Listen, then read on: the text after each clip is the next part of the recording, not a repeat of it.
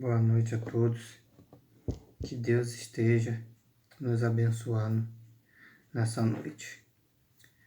Conforme o título do vídeo, que é Buscando a Verdade e Encontrando a Deus, eu queria estar explicitando uma coisa que é muito interessante, que independente de muitas pessoas elas terem ou não uma religião, ou elas terem algum entendimento de Deus, há um questionamento em muitas pessoas, né, a respeito da própria criação do mundo.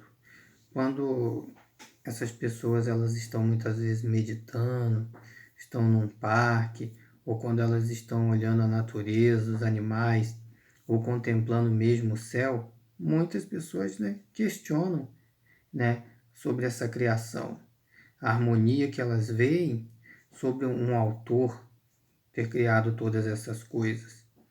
E muitas vezes não é que elas levem em consideração a questão de Deus como sendo, né, um Deus que a gente louva, que a gente cultua, mas elas levam para o sentido prático mesmo de alguém que criou esse mundo. Isso tem uma consequência interessante, né? É que esse questionamento que tem em boa parte das pessoas, se não, né, é difícil você, é uma coisa que você não pode afirmar, mas na quase totalidade ou na totalidade delas, de que há um autor para toda essa obra, é que chegando à conclusão de que Deus criou ou não criou, nós temos a partir daí um entendimento, né? Nós temos ali uma palavra de Deus que nos ensina a conhecer a Deus. E a partir desse momento, passa a ser uma questão de escolha. Essas pessoas, elas podem escolher conhecer ou não conhecer, né, esse autor. E para a gente, nós estamos aqui no ambiente de que nós queremos conhecer a Deus. Então, para nós, não cabe, né, essa segunda opção de não estar conhecendo a Deus. Mas porque eu, na verdade, trouxe esse início, né, essa introdução? Porque quando nós pensamos no conhecimento de Deus, a respeito da pessoa de Deus, sendo Deus, né, o Criador do mundo, e sendo Ele eterno, e sempre tendo existido, o homem ele não tem acesso. Nós que já estudamos a Bíblia, que já vimos os relatos a partir da Bíblia do início da criação do homem e depois das ações subsequentes que geraram a sua queda, houve um tempo após em que Deus ele se manifestava através de uma certa experiência, ou seja, era uma experiência individual. Nós não vamos retroceder na história de desenvolvimento do mundo, mas vamos pegar a partir dos patriarcas, né? A partir de Abraão, quando Deus ele se manifesta a Abraão e fala para ele sair da sua terra e ir para uma terra, né, que ele não sabia para onde ele estava indo. Então, a partir de Abraão e de seu filho e seu neto, ou seja, de Isaac e Jacó, nós temos ali uma experiência de Deus. Ou seja, a relação ali de Deus com o homem, ela é uma experiência pessoal, ela é individual, ela não é algo que está relatado, documentado, para que pessoas possam aprender também a estar em contato, ter um relacionamento com Deus da mesma maneira que os patriarcas tiveram, ou seja, que Abraão, Isaac e Jacó. É a partir de Moisés, né, da saída do Egito, que Deus realmente ele vai se revelar, né, ao homem de uma maneira generalizada. A partir dali, através de Moisés, primeiro através dos 10 mandamentos e depois, né, através da lei, que Moisés, do livro da lei, onde tem ali os estatutos de Deus para o povo, ou seja, para a nação, é a partir dali que Deus ele realmente se torna conhecido de uma maneira geral. Tanto é que quando Deus ele envia Moisés, a primeira pergunta de Moisés é ele perguntar em nome de quem ele estava indo, né? Então Deus fala, diga que é em nome de eu sou. Ou seja, era o Deus dos antepassados dos hebreus. Mas a partir agora de Moisés, nós temos ali uma institucionalização, né, da pessoa de Deus, do conhecimento sobre Deus e também da sua vontade.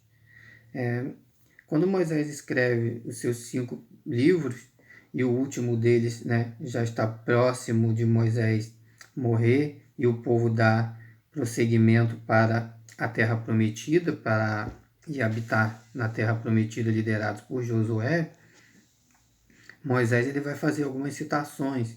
Uma das citações é que está em Deuteronômio 4:32, né, que ele diz que se o povo, né, já ouviu falar de um Deus tão presente que falasse com o povo do meio do fogo. Então, ele está fazendo ali uma citação, né, se referenciando justamente isso, como Deus ele se manifestou de uma maneira tão tremenda e à vista de todos. Foi uma aparição, né, de Deus, quando Deus fala ali do meio do fogo. E depois ele complementa, né, já terminando o capítulo, lá no capítulo 29, no versículo 4, ele diz que até hoje, né, ou seja, que hoje o coração do Senhor deu a vocês olhos para ver, ouvidos para ouvir e um coração para entender. Nesse mesmo capítulo 29, né, no versículo 29, lá no final, ele vai dizer o seguinte, que as coisas reveladas são para nós e as coisas ocultas são para Deus. Novamente dizendo o seguinte, que a gente não tem esse acesso. Quem se revela ao homem é Deus. Tudo que nós buscamos vem pela revelação do próprio Deus para nós. Essa palavra está em concordância com o que diz também o profeta Jeremias, né?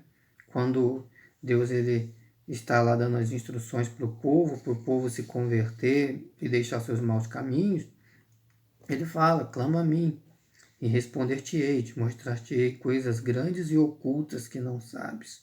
Também dizendo que através do conhecimento de Deus é que nós vamos ter a revelação daquilo que a gente também não tem acesso. E a gente precisa entender isso, que as instruções de Deus, elas estão pautadas na palavra para que nós alcancemos. Uma coisa também que nós devemos deixar claro é o seguinte, é que há as exceções. Não há uma regra específica.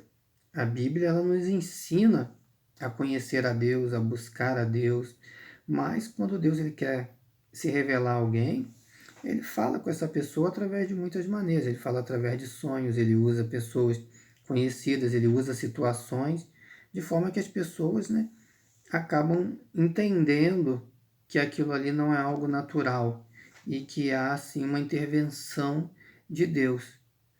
Então, eu não estou citando esses casos, porque as formas podem ser muito variadas e isso não está no nosso controle, mas está no controle de Deus.